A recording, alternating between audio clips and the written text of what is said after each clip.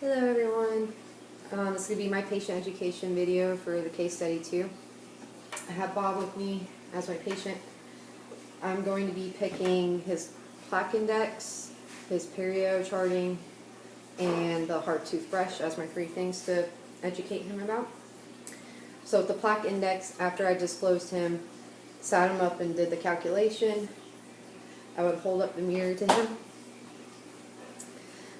and explain what the plaque index is. Okay, so Bob, if you look in the mirror and you look at your teeth, remember I told you I was going to paint your teeth a pinkish, purplish color? Well, if you look at, there's some areas that are a light pink color. That is what we call plaque, and this stuff stains that, but it comes off. The lighter pink areas mean that it's a newish plaque. It typically shows up after you eat. But then you see these darker purple areas that tends to be there from older plaque. So generally areas that you miss during brushing or flossing. And what plaque is actually what we call biofilm. And biofilm is accumulation of bacteria that live in your mouth. And they form in sticky layers. And if we don't brush them off or floss them off, they can harden over time. And what I was doing behind there, I was making a little calculation, and your teeth are covered in 70%, so 70% of your teeth are covered in that biofilm. So biofilm is a pretty big deal. So that biofilm can actually grow beneath your gums. It can get into your bloodstream and your blood vessels and travel throughout your body. It can cause problems in other areas of your body, not just your mouth. So for instance, your heart it can cause heart disease and cause kidney disease, Alzheimer's, and other things. Now I want to draw your attention to the computer.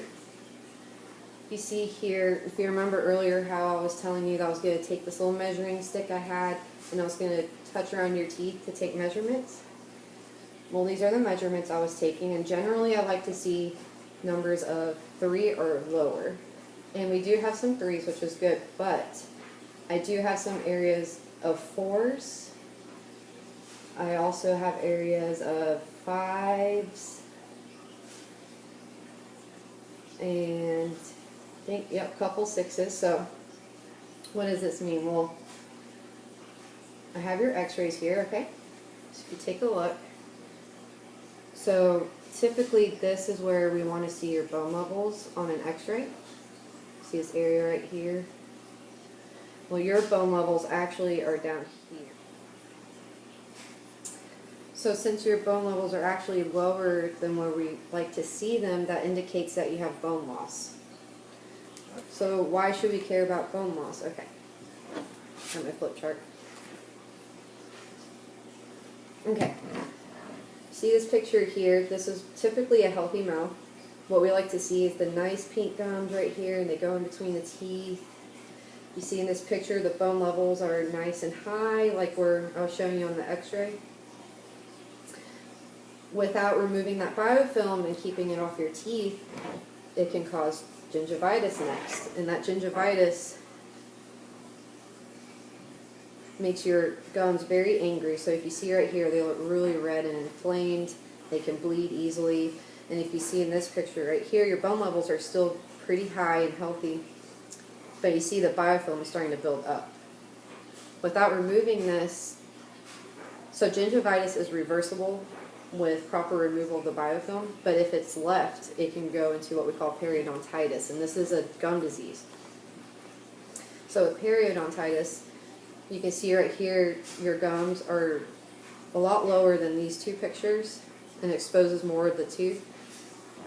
And if you look down here in this picture, the bone is actually going down because it doesn't like the biofilm and makes it angry, so it tries to get away from it. So you're losing bone here. And you see right here all the biofilm is building up even more and more. This is the state I think your mouth is is that periodontitis.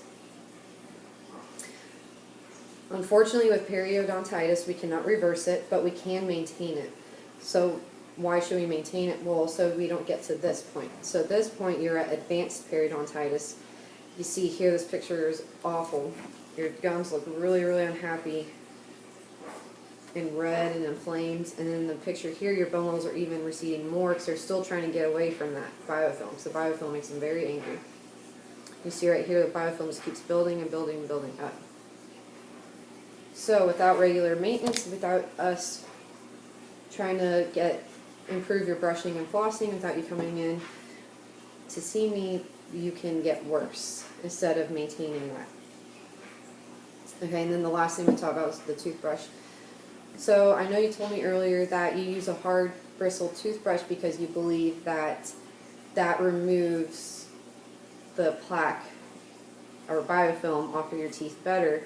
But actually, we should use a soft toothbrush because the hard toothbrush can actually cause damage to your gums.